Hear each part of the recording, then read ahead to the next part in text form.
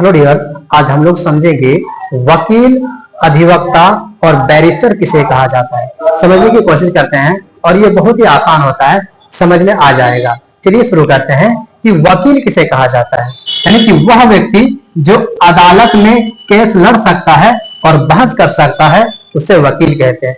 लेकिन यही वकील जब बार काउंसिल ऑफ इंडिया से लाइसेंस प्राप्त कर लेता है, यही वकील जब बार काउंसिल ऑफ इंडिया से लाइसेंस प्राप्त कर लेता है तो उसे अधिवक्ता कहा जाता है। और जब कोई अधिवक्ता बनता है वह अदालत में पैरवी भी कर सकता है और कानूनी सलाह भी दे सकता है। याद रखना, जितने भी वकील होते हैं वे कानूनी सलाह नहीं दे सकते हैं, लेकिन जितने भी अधिवक्ता होते हैं वे कानूनी सलाह दे सकते हैं। अगला है बैरिस्टर किसे कहा जाता है।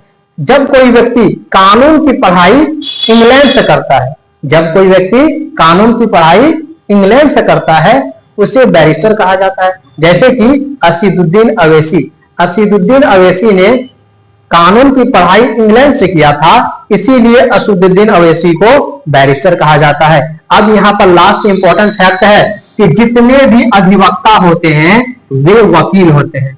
जितने भी अधिवक्ता होते हैं वे वकील होते हैं, लेकिन सभी वकील अधिवक्ता नहीं होते हैं। यह समझ में आना चाहिए। शायद उम्मीद है कि आपको यह फैक्ट समझ में आ गया होगा।